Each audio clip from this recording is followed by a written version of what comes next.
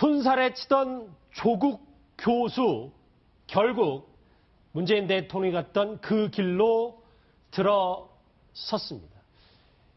조국 교수가 결국 문재인 대통령의 초대 민정수석에 임명이 됐습니다. 현재까지는 문재인 대통령의 인선 가운데 가장 파격적이라는 평가가 많은데요. 오늘 오전 임종석 비서실장의 목소리부터 먼저 들어보시죠. 먼저 민정수석으로 임명된 서울대 조국 교수를 소개드립니다. 지난 정부에서 민정수석은 검찰 출신이 독점을 하면서 국정농단의 한 축으로 기능해왔고 국민들로부터 많은 지탄을 받아왔습니다. 새 정부는 비검찰 출신 법학자를 임명함으로써 권력기관을 정치에서 독립시키는 동시에 권력기관 개혁의 의지를 담은 것입니다. 지난번 박근혜 최순실 게이트와 관련해서도 과거 정부 하에서 검찰이 그 막강한 권력을 제대로 사용했더라면 초기에 미연에 예방되었으리라고 좀 믿고 있고요. 그런 일이 일어나지 않도록 하는 것이 대통령님의 확고한 철학이시고 충실히 보좌하도록 하겠습니다. 예, 예측한 대로 민정수석에 조국 교수를 임명했는데 네. 일각에서는 문재인 대통령과 조국 민정수석이 평행이론을 이룬다 이런 얘기들도 있더라고요. 일단 이제 조국 수석 같은 경우는 이제 서울대 법학과 82학번입니다. 나경원 의원하고 이제 원희룡 지사 같은 이제 동기인데 예전부터 이제 정치 참여를 많이 이제 권유받았어요. 왜냐하면 인물도 좋고 또 여러 가지 면에 스펙도 좋고 해서 받았는데 본인이 이제 적극 안 나서겠다고 했는데 실제로 이제 그동안 과정을 보면 몸은 서울대 법대에 있었는데 모든 글과 정신은 다 정치판에 있었어요. 왜냐하면 이 정말 활발하게 SNS 활동하신 거 아주 유명합니다. 근데 이 그 조국 교수의 SNS를 보면 민주당의 움직임을 미리 알 수 있다라는 그 이야기가 있을 정도로 사실은 이제 문재인 대통령의 정치적인 결단과 일종의 미리 본인이 아마 바로 이제 검찰 개혁입니다. 그렇죠. 그렇다 보니까 이 검찰 개혁의 적임자가 누굴까 찾다가 결국 이제 조국 교수한테 수차례 걸쳐서 제안을 했고 조국 교수가 결국 이제 받아들여서 이제 지금 민정수석이 받게 됐는데 아무래도 본인이 그동안 그 여러 법률적인 또 특히 이제 법원에 관련된 일을 많이 해왔거든요. 그렇기 때문에 이제 앞으로 아마 이제 사법개혁과 관련, 즉 검찰과 경찰 그리고 또 공수처 신설이라든지 이거 관련해서 이제 본인이 직접 하겠다라는 의지를 좀 있는 것 같습니다. 특히 조국 그 수석의 임명 때문에 지금 검찰은 거의 멘붕 상태라고요. 앞으로 어떻게 진행이 될지 상당히 좀 걱정이 된다고 합니다. 그 얘기는 좀 차분히 하기로 하고 아까 서울대 82학번 얘기를 잠깐 하셨는데 아까 언급하지 않았던 다른 분 한 명이 오늘 조국 신임 수석의 인연을 얘기했습니다. 더불어민주당 안민석 의원이 본인이 이제 서울대 82학번 대학 동기이자 친구이고 졸업 후에 여러 가지 얘기를 했어요. 50대 중반이 되어서 난 여당의 중진이어야 됐고 사선이 됐고 조국 교수는 청와대 신임 민정수석이 됐다. 이런 내 친구 조국을 사랑하고 믿는다. 이 안민석 의원이 또 방금 전에 1시간 전에 저렇게 SNS를 통해서 조국 신임 수석과 인연도 얘기했습니다. 저는 체육교육과를 나와서 저는 이제 그 체육 교수를 하고 하셨죠. 안민석 의원. 아, 그렇군요. 최 변호사님. 이게 문재인 대통령도 사실 노무현 전 대통령 당시 민정수석이었기 때문에 이 행보, 아까 황수연 앵커도 얘기를 했습니다만 민정수석을 맡는다는 것 자체가 조국 신임 수석이 어떻게 보면 정치를 좀 대비한다. 이렇게 봐야 되는 건 아닙니까? 그렇습니다. 또 말 잘 만들기 좋아하는 그 언론에서는 제2의 제2의 문재인 만들기 프로젝트가 가동된 것 아니냐 이런 얘기를 하고 있죠. 예. 아시다시피 지금의 문재인 대통령 같은 경우에는 정치에 첫 발을 들이는 것이 바로 이 노무현 대통령 때 민정수석으로 들어간 것이죠. 그렇기 때문에 지금 한 15년 시차를 두고 다시 그와 같은 이 조 교수를 이 대통령 만들기 프로젝트 시작했는 것이 아닌가 하는 그런 얘기가 나오는 것 같은데요. 또 생각하고 달리 조 교수 같은 경우에는 사실 정치인 되는 것은 좀 꺼렸다고 합니다. 아마 기억하시겠죠? 2015년이었습니까? 이 민주당 혁신위원회 위원으로 갔을 때에 육참골단 이런 말도 아주 만들어내고 했던 것 같은데요. 그걸 끝내고 나오면서 앞으로 여의도에는 얼씬도 하지 않겠다는 다짐을 한다. 그런 얘기를 했는지가 한 2년 정도 되는데 정권이 바뀌면서 여의도로 가지는 않고 청와대로 이제 입성을 했는 것 같습니다. 그래서 저희가 키워드로도 손살에 계속 나는 정치권과 나는 철학자로서 할 일을 다 하겠다. 법학자로서 할 일을 다 하겠다. 이런 얘기를 했었잖아요. 예, 김소명 평론가님, 네. 저는 근데 이번 인사를 보면서 이 모습도 오버랩이 됐던 게 노무현 전 대통령이 왜 유시민 작가를 장관에 앉혔었잖아요. 저는 네. 이 모습도 좀 떠오르더라고요. 제가 지금 그때 일이 기억이 나는데요. 이 동아 쪽의 기자를 제가 만났었거든요. 그 임명 전에 유시민 전 의원이 그 보건복지부 장관으로 갈 거라고 저한테 얘기를 하는 거예요. 제가 말도 안 되는 일이라고 그때 그렇게 얘기했거든요. 근데 나중에 보니까 진짜로 갔어요. 그래서 제가 깜짝 놀랐던 이 기억이 지금 이제 새록새록 나는데요. 그러니까 그 당시에도 굉장히 파격적인 인사라는 얘기가 굉장히 많았습니다. 왜냐하면은 유시민 작가가 원래 그 모습 자체가 파격이었거든요. 아시다시피 국회 처음 등원했을 때 힘 빽빠지 논쟁 일으켰던 그리고 그 이제 아마 선서를 했었었죠. 네, 그래가지고 그거 가지고 또 뭐 국회의원의 품격 이런 얘기가 나올 정도로 굉장히 파격이었다 이런 얘기들이 많이 나왔고요. 그 다음에 보건복지부 장관이 임명될 때 이 참여정부 비망록을 보면은 이해찬 전 총리가 엄청나게 반대를 했던 모양이에요. 그래서 노무현 전 대통령이 당시 이제 노무현 대통령이 이해찬 총리한테 당신 그럴 거면 관둬라 뭐 이렇게 얘기를 했을 정도로 그렇게 서로 간에 이제 언쟁이 좀 오고 가고 그럴 정도의 어떤 파격적인 인사였다. 그런 얘기가 나오고 그래서 이번에 이제 조국 교수가 민정수석에 임명됐던 거하고 좀 비교가 되는 것 같습니다. 조국 신임 수석이 이제 임명되다 보니까 뭐 문재인 대통령의 과거 그리고 유시민 전 의원 얘기까지 나오고 있습니다. 이 문재인 대통령과 조국 신임 수석의 인연에 대해서는 이런 얘기가 있는데요. 조국 신임 수석의 목소리부터 들어보시죠. 인간 문재인을 처음 만난 것은 인권 변호사로 돌아갔을 때였습니다. 낡은 자동차를 직접 운전해 변호사 사무실에 출근하고 사심이나 무욕이 없는 사람이었습니다. 신중, 절제, 원칙이 몸에 밴 사람이었습니다. 제가 이렇게 나선 것은 정글이 되어버린 대한민국의 현실 때문입니다. 이번 선거가 우리의 삶, 우리 부모의 삶, 우리 자식의 삶을 바꿔놓을 것입니다. 인권 변호사 시절에 처음 봤다고 조국 수석은 얘기를 하고 있지만 사실 굵직한 인연이 2012년 대선 앞두고 안철수 당시 후보도 조국 당시 교수를 영입하려고 했다. 뭐 이런 얘기가 있었어요. 아, 그렇죠. 그러니까 이 조국 교수가 뭐 정치하고 거리를 두겠다라고 중간에 한동안 그러긴 했으나 사실은 정치권하고 계속 교류를 해온 그런 인물이라고 이제 봐야 되죠. 그리고 정치적인 그 메시지 이런 것은 이제 계속 SNS를 통해서 적극적으로 좀 개진을 하는 편이었고, 저는 조금 전에 이제 얘기 나왔다시피 제2의 문재인이 될 가능성이 높다라고 이제 그런 분석이 나온다 그러는데, 그건 저는 굉장히 가능성이 높다라고 생각을 하는 것이, 그러니까 여러모로 좀 닮은 꼴이 좀 많아요. 그러니까 사실은 그 문재인 대통령이 민정수석에 기용될 당시에도 그 당시엔 좀 파격이었었거든요. 그러니까 지금 참여정부 시기에 민정수석을 한 분들이 전부 다 비검찰 출신 이었다는 거죠. 그래서 그 당시에도 그게 논란이 됐고, 또 문재인 대통령이 민정수석으로 들어가서 또 부여받은 임무도 지금 조국 교수, 그러니까 조국 신임 수석이 지금 임명받은 어떻게 보면 하명이라고 볼 수 있을 텐데, 그 명령하고 똑같아요. 검찰 개혁하라. 그런데 그때 굉장히 애로를 많이 겪었죠. 그러니까 문재인 대통령이 그 당시 많이 애를 썼지만 실제로는 그렇게 큰 성과가 없이 검찰하고 굉장히 갈등을 많이 빚고 했었는데, 이제 그때 못다한 검찰 개혁을 지금 이제 사실은 조국 교수에게 지금 넘긴 그런 그 상황이라고 보고, 이 검찰 개혁을 아마 제가 보기엔 지난번보다는 훨씬 더 세련되게 진행을 시킬 것 같고, 성과가 나올 가능성이 높다. 검찰 개혁이 성공한다 그러면 사실은 이 청와대에 있는 수석 중에서는 이 조국 민정수석이 가장 국민적인 사랑을 받을 가능성이 높은 그런 수석에 이제 포함이 될 거다라고 저는 봅니다. 네. 이 조국 신임 수석이 오늘 첫 일성이 검찰 권력이 제대로 됐다면 최순실 국정농단이 일어나지 않았을 것이다. 뭐 이런 얘기를 오늘 첫 일성으로 했는데, 검찰을 향해서 과거에도 강한 비판의 목소리를 내기도 했습니다.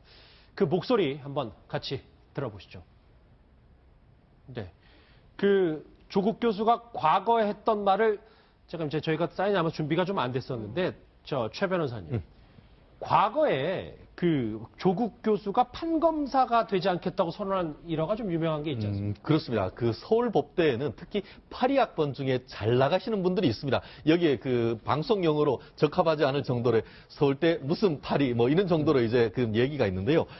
이 중에 조국 교수도 굉장히 잘 나갔던 분이세요. 그런데 이게 본인이 이제 대학교 1, 2학년 때 개인적인 경험 때문에 이런 얘기가 나왔다고 하는데, 그때만 해도 학생의 방이 있으면 바로 옆에 경찰들이 상주하고 본인도 학교 가는데 무조건 아무 이유 없이 경찰들한테 맞았던 그런 경험이 있기 때문에 공권력에 대한 어떤 반감이 상당히 강했던 것 같습니다. 그러다 보니까 본인이 내가 여기에 서울법대는 들어왔지만 사법시험에서 판검사는 결코 되지 않겠다. 그렇게 얘기를 했고, 실제 그와 같은 그런 어떤 법조인의 길보다는 오히려 학자의 길을 걸었는데 오히려 어떤 야권에서의 어떤 상당 부분 어떤 아이콘으로서 역할이 법조인으로보다 훨씬 더 큰 그런 상태에 이른 것 같습니다.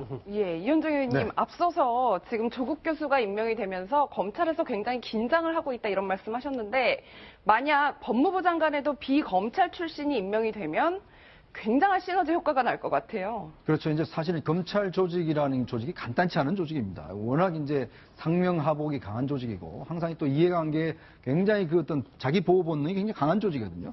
예전에 뭐 아시겠지만 강금실 장관이 임명됐을 때 그때 뭐 노무현 대통령과의 이제 대통령과의 대화 그 시간대 보면 정말 이때 노무현 대통령이 정말 뭐 거의 참 이 극단적 이야기까지 할 정도로 그랬죠. 그렇게 이제 했었는데 그만큼 이제 검찰 조직은 개혁하기가 힘듭니다. 왜냐하면 특히 또 국회 같은 데도 또 검찰 출신들이 굉장히 많이 국회의원 하기 때문에 이 법안 통과 자체만 하더라도 쉽지가 않은 것이거든요. 그러니까 검찰 개혁이라는 게 사실은 뭐 민정수석이 다 할 수 있는 것도 아닙니다. 모든 것들 다 법을 통해서 해야 되기 때문에 그렇죠. 문제는 아무리 의지가 있다 하더라도 국회가 뒷받침돼 주지 않으면 검찰 개혁을 할 수가 없죠. 그런 측면을 본다면 제가 볼 때는 뭐 이 검찰 개혁을 할지 안 할지 자체가 성공할지 안 할지는 미지수입니다만은 일단 아마 조국 교수 입장에서 수석 입장에서 본다라면 일단 이 강력한 검찰 권력 자체를 좀 정치적으로 중립화시키겠다. 그리고 지금 공수처 문제를 공약을 내걸었지 않습니까? 그러니까 공수처 문제를 또 만들겠다라는 이제 공약을 내걸었는데 저는 이게 쉽지 않을 것 같아요. 왜냐하면 어차피 검찰 내에서도 그렇고 지금 현재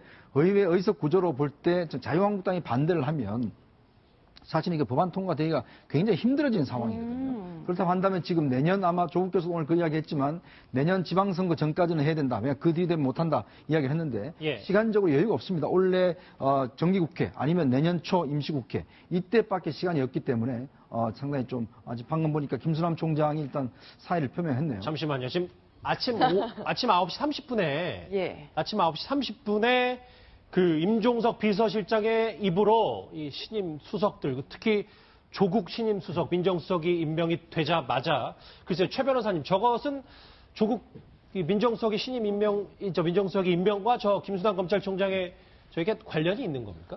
직접적인 관련이 있다고는 보기는 어렵습니다만 전 정권의 어떤 사정에 총수가 있었고 새 정권이 들어선다라고 한다고 하면은 아시다시피 임기 자체는 그 검찰총장의 임기 자체는 이번 달 올해 12월까지입니다. 그렇지만 어떤 사정 라인의 어떤 새로운 진영을 한다는 차원에서 스스로 용단을 거지고 용퇴를 하는 그런 모습을 보이는 것 같은데요. 지금 이 모습을 봤을 때는 아마 나름대로의 어떤 그 청와대와의 교감이 있었을 가능성은 상당히 높지 않을까 싶습니다.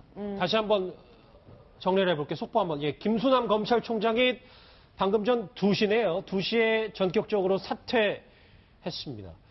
박 전 대통령 수사에 인간적 고뇌가 컸다. 오직 법과 원칙만 생각하며 수사했다. 이 박 전 대통령 구속영장 집행 때부터 그러니까 뭐 한 달 정도 됐는데 사퇴를 검토했다. 뭐 이런 얘기를 하네요. 예, 그런데 김성환 평론가님 네. 지금 박근혜 전 대통령에 대한 재판이 한창 진행 중이고 검찰의 역할도 굉장히 중요할 텐데 총장 없이 좀 끌고 가기가 부담스러운 면이 있지 않을까라는 생각도 드네요. 아무래도 검찰 입장에서 굉장히 큰 일이죠. 굉장히 부담스러운 일일 수 있는데요. 왜냐하면 지난번에 박근혜 전 대통령 구속영장 발부할 때 그때 무렵부터 김수남 총장이 이 문제에 대해서 책임지고 사퇴하는 게 맞지 않느냐 이런 얘기가 굉장히 강하게 나왔었습니다. 예. 근데 그 당시에는 사퇴하지 않고 지금 최순실 국정농단 사태와 관련된 수사가 어느 정도 마무리될 때까지 계속 있지 않겠느냐 하는 관측이 나왔는데 결국은 새 정부가 들어서고 난 다음에 이제 그 사의를 표명하는 이런 모양새가 돼버렸습니다. 근데 지금 방금 전에도 말씀 나왔던 것처럼 만약에 청와대에서 사표를 내는 게 좋지 않겠느냐라고 얘기를 했을 수 있다고 얘기하는 거는 사실 굉장히 예민한 문제가 될 수 있거든요. 왜냐하면 검찰총장은 임기제로 돼 있기 때문에 검찰의 독립성을 보장하기 위한 조치로서 임기제를 만들어 놓은 것이거든요. 근데 그동안에는 검찰총장이 새 정부가 바뀌게 되면은 관행적으로 사실은 사표를 제출하거나 이런 경우들이 있었는데 이번에 또 더군다나 조국 교수가 민정수석으로 가는 상황에서 만약에 사표를 제출하라고 요구했다 그러면 또 검찰의 독립성을 또 훼손하는 일이 될 수도 있잖아요. 아까 관련해서 조국 교수는 조국 신임 수석은 그럴 수 없다고 본인이 언급할 수 있는 문제가 아니다. 이렇게 잘라 말했었어요. 굉장히 예민한 문제가 될 수 있는데 그렇죠. 저는 좀 다른 차원으로 해석을 굳이 해보자면 지금 어차피 새 정부가 검찰 개혁을 좀 하겠다고 하는 의지를 지금 밝히고 있는 마당에 예. 본인 김수남 총장 입장에서는 본인이 그걸 다 방패막이 삼아서 끝까지 이 문제를 끌고 가기는 굉장히 부담스러웠을 것이다. 새로운 검찰총장이 이 문제를 풀어가는 게 맞다고 보지 않았을까 하는 생각이 좀 듭니다. 이현정 의원님. 저는 자의에 의해서 그만두신 거로 봅니다. 그러니까 본인 스스로 판단을 했어요. 예, 조금 전에도 이제 설명이 나왔지만 이제 박근혜 전 대통령에 대한 뭐 구속영장, 뭐 사실 그때 구속영장 청구하느냐 마느냐 뭐 그거 또 그거 가지고 상당히 또 논란이 있었고 그 시점에서 이미 김수남 이제 전 총장이네. 전 총장 같은 경우에 뭐 사퇴해야 된다라는 내부에서의 그 요구도 굉장히 많았었거든요. 아마 이제 그런 부분에서 이제 계속 고민은 좀 해온 게 아닌가 이렇게 생각을 하고 아마 적당한 시점에 이제 그만둘 생각을 했을 겁니다. 그런데 그 시점이 역시 이제 정권이 교체되는 시점으로 이제 생각을 했을 것이고 새 대통령이 이제 탄생한 상황에서 더 이상 자기가 그 자리에 머물러 있는 것이 의미가 없다. 뭐 고위공직자들이라면 대체로 그런 생각들을 하기 때문에 저는 뭐 그런 맥락에서 자연스럽게 나온 거지 뭐 청와대 쪽에서 뭐 직간접적으로 의사를 넣었거나 그렇게 생각하지는 않습니다. 하나만 더 짚고 저 속보는 정리해야 될 텐데 위원장 의원님 그러면 네. 이제 문재인 대통령이 이제 신임 검찰총장을 또 서둘러 선임을 하고 뭐 이렇게 이런 식으로 좀 절차가 진행이 되겠네요. 그렇죠. 아무래도 이제 지금 이제 사정 라인에서 제일 중요한 이제 아무래도 내각 인사도 급한 상황이죠. 법무장관을 누구를 할 것인가. 이제 이것부터 먼저 아마 좀 해결을 해야 될 것 같습니다. 법무장관을 임명을 한 다음에 이제 검찰총장을 임명할 것 같고. 근데 참 재밌는 사실은 이번에 보면 원래 이제 박근혜 정부 시절에 대법관이라든지 헌법재판관 임명하는 건수가 굉장히 많았어요. 예. 근데 이게 지금 탄핵 때문에 해서 실질적으로 지금 그 헌법재판소나 대법관들 같은 경우에 이 문재인 대통령에서 그 임명될 분들이 꽤 많습니다. 그러니까 사법부 전체가 보면 이 어떤 문재인 정부 안에서 임명될 분이 많기 때문에 그렇다면서요. 전체적으로 보면 상당히 이제 그 어느 정도 좀 그동안 보수화됐다라면 이제 지금부터는 조금 진보적인 어떤 그런 쪽으로 좀 움직여가는 것이 아닌가라는 그런 좀 예측도 가능하고 오늘 이제 김수남 총장의 사태는 일단 아마 그 오늘 이제 첫 일성 자체가 이제 검찰 개혁 문제를 이제 조국 수석이 이야기했지 않습니까? 그렇죠. 자 그렇다면 일단 검찰 개혁을 새 정부가 이야기하고 있는 상황에서 검찰의 수장이 그냥 있는다는 것 자체가 일단 좀 도리에 맞지 않다. 이제 그런 측면에서 아마 이제 사퇴를 한 것이 아닌가를 해석을 해봅니다. 예. 문재인 예 말씀하십시오. 신임 검찰총장이 누가 임명되느냐 이걸 보면은 검찰 개혁의 의지가 어느 정도인지 좀 가늠해 볼 수 있을 것 같아요.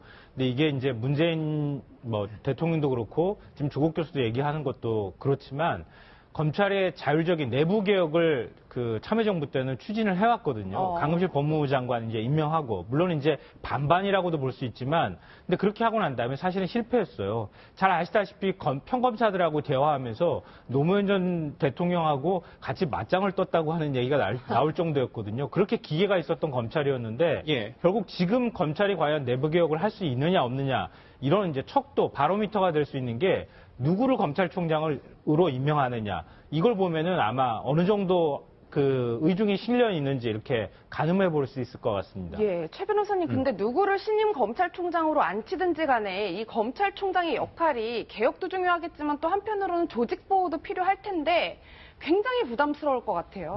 그렇습니다. 그 사실 오늘 김수남 검찰총장 같은 경우에는 퇴임의 변에 박근혜 전 대통령에 대해서도 이제 수사도 종료됐고 또 대선도 마무리. 실질적으로 본인의 가장 큰 작업이 어떻게 보면 연말에 원래 대선이 됐다고 하면은 연말에는 대선까지의 어떤 대선 전국을 잘 이렇게 하는 것이 제일 중요한 일이었죠. 그런데 그 부분이 다 끝났기 때문에 이제 갔다라고 했기 때문에 했지 않습니까? 그렇다고 한다고 하면은 이제 새로 오는 검찰총장 같은 경우에는 조직 논리다라고 한다고 하면은 검경 수사권 독립이라든가 아니면은 그 고위공직자 비리수사처 이런 부분을 막아내야 되는 그런 어떤 소임이 있는 반면에 어떤 사법 개혁이라는 어떤 정권의 철학이란 측면에서는 그와 같은 정권의 철학에 부합해야 되는 그런 모순된 두 가지를 다 받아야 되는 것이 그렇네요. 다음 차기 검찰총장의 숙명인 것 같습니다. 그렇기 예. 때문에 그와 같은 검찰의 독립성과 어떤 개혁 두 개를 다 두 마리 토끼를 잡을 사람 그 사람이 누구일지 아마 그 마음은 이미 문재인 대통령 속마음 속에 어떻게 하마평에 올라와 있지 않을까 싶습니다. 문재인 대통령 취임 둘째 날 김수남 검찰총장이 전격 사퇴했습니다.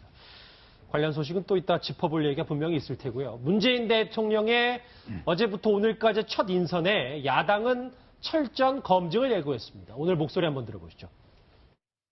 제가 인사가 만사라는 말씀을 드렸고 이번에 훌륭한 인사들이 적재적소에 배치돼서 능력 있는 인사가 능력을 발휘할 수 있는 예. 이런 대한민국을 좀 만들어 달라 이런 말씀을 드렸기 때문에 예전처럼 발목 잡기 인사청문회 이것은 하지가 않아야 된다고 이렇게 보고요. 예. 국민의 눈높이에 맞는 자질과 정책을 검증할 수 있는 실질적 인사청문회가 되도록 이렇게 노력하겠습니다. 그러니까 아마 문재인 대통령 취임 이후에 이제 자유한국당, 그러니까 야당에서 처음으로 이제 저런 얘기를 꺼낸 건데 발목 잡기는 아니지만 검증할 거 하겠다. 특히 뭐 임종석 실장에 대한 얘기를 좀 하더라고요. 어제. 예. 워낙은 이제 그 취임 초기는 이제 이른바 이제 밀월 기간이라 그래서 이 반대당도 그렇고 이제 언론도 그렇고 좀 가능하면 비판의 논조를 좀 이제 좀 약간 약하게 하는 이제 그런 그 경향성이 있는데 그러니까 임종석 비서실장 같은 경우에는 이제 좀 그냥 넘어가기 힘들다라고 생각을 한 것 같아요. 그래서 어저께 이제 문제 제기를 했는데 많은 분들이 아시겠지만 임종석 비서실장 같은 경우에는 이제 워낙 학생운동 시절에 전대부 의장을 이제 하기도 했고 또 이른바 그 임수경 방북 사건 그걸 이제 실제로 이제 다 기획을 하고 했던 그런 전력으로 해서 또 국가보안법으로 해서 또 실형도 또 선고받기도 했고 이제 그런 전력이 있습니다. 그래서 뭐 하여튼 그 대표적인 주사파 중에 한 명이었기 때문에 과연 이렇게 북한을 한때 추종했던 사람이 지금 대통령 비서실장이 되는 게 적절하냐 이거 좀 문제가 있다라고 이제 문제 제기를 일단 한 거고요. 지금 뭐 해명은 지금 열심히 하고는 있습니다. 청와대 쪽도 그렇고 지금 뭐 야당 민주당 쪽에서는 그 이후에 이제 국회의원도 했고 또 뭐 서울시 정무부시장도 했고 그리고 이제 어떻게 보면 이제 나름 이제 검증이 그 이후에 이루어졌기 때문에 뭐 과거와 같이 뭐 그런 생각을 가지고 있지는 않는 거 아니냐라고 이제 해명을 하고 있는데 그런데 사실은 이게 좀 앞으로도 계속 불씨가 될 가능성은 높다. 그러니까 지금은 그야말로 밀월 기간이기 때문에 이 정도 수위에서 그치는데 앞으로 아마 문재인 대통령이 남북한 관계를 개선한다거나 뭐 그 과정에서 뭐 임종석 비서실장이 좀 관계를 한다거나 했을 경우에는 뭐 또 여러 가지 지금 잡음들이 그런 여지는 좀 남아있는 그런 그 상황입니다. 예. 근데 이게 저는 좀 의견을 달리하는데요. 이게 이른바 이제 종북 좌파 뭐 이런 논리하고 연결되기 때문에 이렇게 지금 얘기를 하고 있는 것 같아요. 근데 일단 기본적으로는 청와대 비서실장 자리가 인사검증의 대상이 될 수 있느냐 없느냐. 물론 이제 야당 입장에서는 당연히 비판할 수 있겠죠. 문제가 있다고 하면은. 근데 대통령이 비서실장 임명하는 것은 뭐 인사청문회 대상은 아니기 때문에 기본적으로는 뭐 그게 국회에서 인사청문 대상처럼 얘기할 대상은 아니다. 이걸 전제로 깔고 얘기를 해야 될 것 같고요. 또 하나는 80년대잖아요, 이게. 그러니까 아마 80년대 대학 시절 보내셨던 분들은 이 사건에 대해서 너무 잘 알고 있을 것 같은데요. 근데 지금 20대 같은 경우나 30대 한 중반만 돼도 이 사건을 전혀 몰라요. 그래서 어제 포털 실시간 검색어 상위에 이게 계속 있었거든요. 이게 임종석, 주사파 막 이런 것들이 이렇게 있었는데 이게 좀 오해 소지가 있을 것 같은데요. 예를 들면 80년대 학생운동 했던 사람들 이런 시각으로 바라보면 뭐 이재호, 김문수 뭐 이런 분들도 노동운동하고 민중당에 다 들어가 있던 분들이거든요. 그런 시각으로 좀 볼 필요가 굳이 있겠는가 이렇게 생각이 되고요. 우리가 한 사람의 생각이나 이런 것들은 그 사람이 살아왔던 그 과정들 이후에 나이 먹으면서 현실주의자가 돼간다고 하는 것처럼 그 과정들을 보면 알 수 있다. 이걸 가지고 그 사람 생각 속까지 다 우리가 지배하려고 하는 것은 문제가 있다. 앞으로 만약에 비서실장 하면서 이런 문제들이 생긴다고 하면은 그때 가서 검증해도 전 늦지 않는다고 생각합니다. 오늘 뭐 소통하겠다고 했고 임종석 신임 비서실장이 오늘 저 화면에 보시면 박주선 국회 부의장이라든지 정세균 국회의장을 면담하면서 여러 가지 협조를 구하는 모습, 저 오늘 화면도 같이 보고 있습니다. 예, 이현정 의원님 이렇게 인사가 바삐 돌아가는 와중에 문재인 대통령의 복심으로 알려진 이호철 전 수석이 돌연 해외로 출국을 했단 말이에요. 네. 결국엔 돌아와서 문재인 대통령을 돕겠죠. 일단 제가 오늘 인사에서 가장 눈여겨봤던 게 이제 총무비서관을 누구 할 것인가. 저는 아마 뭐 양정철 전 비서관이 하려고 예상을 했었는데 의외로 지금 기획재정부의 공무원 출신이 됐어요. 이제 그걸 보면서 지금 현재 이제 삼철이라고 하죠. 사실 문재인 대통령의 핵심 3인방입니다. 양정철 전 비서관, 전해철 의원, 이호철 전 민정수석. 사실 이 삼철이 이제 그동안 이 항상 다른데 제기하는 이 패권주의 거기에 바로 핵심으로 이제 거론되는 인물인데 사실 이 세 명이 어떤 정권 창출에 가장 핵심적인 역할을 했죠. 그렇죠. 제가 알기로도 뭐 이번에 정권 창출하는데 많은 역할을 했고 또 지금 정부 조직 개편, 인선 뭐 이런 데 상당히 관여하고 있는 것으로 알고 있습니다만은 일단 이호철 비서관이 가장 먼저 일단 좀 떠났습니다. 그러니까 일단 본인은 이제 해외에 나가서 몇 달 동안 있다가 돌아오겠다. 즉 자신이 이제 2명의 대통령을 만든 것으로 만족을 한다. 노 전 대통령 문재인 대통령 두 사람이군요. 그렇죠. 노변, 문변 두 사람을 예. 대통령 만들었던 것을 자기는 명예로서 가지고 가겠다라는 걸 이야기를 했고, 제가 양정철 전 비서관도 본인이 입버릇처럼 그렇게 이야기해서 자기는 정권에 들어서면 한 1년 동안 외국에 나갔다 오겠다라고 이야기를 제가 이제 간접적으로 들었습니다만은, 아마 양 비서관도 제가 알기로는 아마 청와대에 합류하기는 조금 문제가 있을 겁니다. 왜냐하면 워낙 이제 그동안 좀 양 비서관에 대해서 오해하는 부분이라든지 또 다른 당에서 또 당내에서 제기하는 부분들이 많았기 때문에 본인은 아마 직접적으로 청와대에 들어간다고 했을 경우는 여러 가지 또 논란이 있고 또 그 권력이 집중될 수밖에 없는 이제 그런 상황이 생길 겁니다. 그래서 제가 볼 때는 아마 이번 어떤 초기 개각이나 그다음에 청와대 개편에서는 이 삼철은 좀 빠지지 않을까라는 예상을 해봅니다. 아, 그러니까 이제 전 정권 학습 효과라고 해야 되는지 모르겠는데, 이종호 박사님, 저 네. 삼철 중에 히말라야 트레킹도 문재인 대통령 같이 갔다 온 양정철 전 비서관도 있죠. 네. 저 분들이 이제 금방 그리고 가볍게 입각하지는 않을 것이다. 이런 분석인 거죠. 예, 근데 사실은 요 며칠 사이에 지금 청와대 총무비서관 후보자 군 가운데 양정철 전 비서관이 계속 거론이 되지 않았습니까? 좀 여론의 반응을 좀 봤던 것 같아요.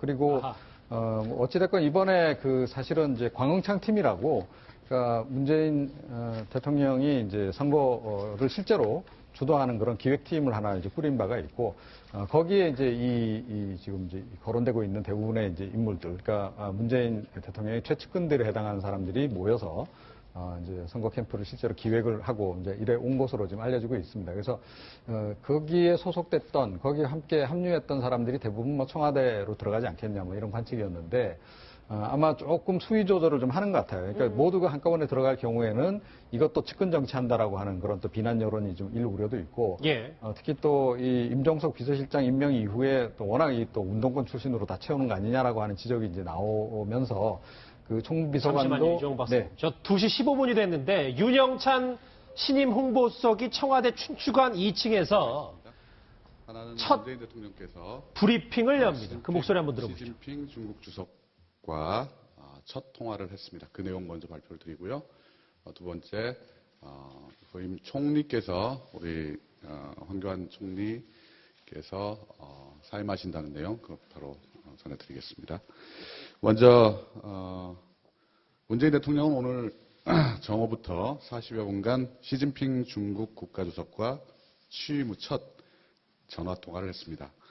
이 통화는 문 대통령 취임 축하의 의미로 시진핑 주석께서 먼저 전화를 걸어온 것이고, 중국 국가주석이 대한민국 대통령의 취임에 대해 축하 전화를 걸어온 건 이번이 처음입니다. 양 정상은 서로에 대한 인간적인 관심을 표명하는 것과 더불어 한중 관계 전반의 발전 방향, 한반도 정세 문제 등에 대해 폭넓은 의견을 교환하셨습니다. 시 주석은 지난 9일 중국 산동성에서 발생한 한국인 유치원생 사망사고와 관련해 가슴 아프고 안타깝게 생각한다. 지방정부의 사고를 원만하게 잘 처리하라고 지시했다. 한국의 유족들에게 위로의 말씀을 전해주시길 바란다고 말씀하셨습니다. 시 주석의 조의 표명에 대해 문 대통령께서는 감사의 말을 전하면서 이 사건이 끝까지 원만하게 잘 매듭되어질 수 있도록 중국 측의 협조를 부탁드린다고 당부했습니다. 대통령께서는 주석님을 그간 뵌 적은 없지만 TV 화면을 통해 많이 배워서 아주 친숙하게 느껴진다. 주석님께서 말씀하신 중국의 꿈, 그리고 1대1로 구상이 잘 실현되기를 희망한다고 말씀하셨습니다. 시 주석은 문재인 대통령님과 아직 만난 적 없지만 대통령님에 대해 큰 관심을 가지고 지켜봤다. 대통령님의 평범하지 않은 개인 경력과 많은 생각과 관점이 저에게 깊은 인상을 남겼다고 말씀하셨습니다. 문 대통령께서는 시 주석에게 한중 관계는 수교 이후 다방면에서 많은 성과를 이루었으며 이러한 관계 발전의 잠재력은 아직도 무궁무진하다며 한중 간 신뢰를 회복함으로써 실질적인 전략적 협력 동반자 관계로 발전시켜 나가겠다는 의지를 가지고 있다고 말씀하셨습니다. 북한 핵 문제 등 한반도 정세와 관련해 중국 양국 정상은 한반도의 긴장 완화가 중요하고 이를 위해 모든 당사국들이 노력해야 한다는데 의견을 같이 했습니다. 아울러 북한 한반도 비핵화가 양국 공동의 목표라는 점에 대해서도 합의를 했습니다. 대통령께서는 북핵 문제의 해결은 포괄적이고 단계적인 방식으로 하면서 압박과 제재와 함께 협상을 병행해야 한다고 강조를 하셨습니다. 대통령께서는 또 북한에 대해 제재도 궁극적으로는 북한을 핵 폐기를 위한 협상의 장으로 이끌어내는 것이 목표라고 강조를 하셨습니다. 이러한 대통령님의 말씀에 시 주석도 공감과 동의를 표하셨습니다. 사드 문제와 관련해 시 주석은 한반도 사드 배치에 대한 중국 측의 기본 입장을 설명하셨습니다. 이에 대해 대통령께서는 사드 배치에 대한 중국의 관심과 우려를 잘 알고 있다. 이 문제에 대해 서로 이해를 높여가면서 양국 간 소통이 조속히 이루어지기를 희망한다고 화답하셨습니다. 아울러 대통령께서는 사드 문제와 관련해 중국에 진출한 우리 국민들과 기업들이 많은 어려움을 겪고 있는데 이들에 대한 제약과 제재가 원만하게 해결될 수 있도록 시 주석께서 특별한 관심 기울여 주시기를 부탁한다고 말씀하셨습니다. 또한 대통령께서는 북한의 추가적인 도발이 없어야 사드 문제 해결이 더 용이해질 것으로 본다고 강조하셨습니다. 양국 정상은 조속한 시일 내에 상호 특사를 교환하기로 했으며 특히 우리 대통령께서는 사드 및 북핵 문제를 별도로 논의할 대표단을 중국에 파견하겠다는 계획을 밝히셨습니다. 나아가 양국 정상은 빠른 시일 내에 직접 만날 수 있기를 기대한다고 말했고 시 주석은 문재인 대통령의 베이징 방문을 공식적으로 초청했습니다. 네, 오늘 내용은 이렇습니다. 혹시 질문 있으시면 해주시고요. 네.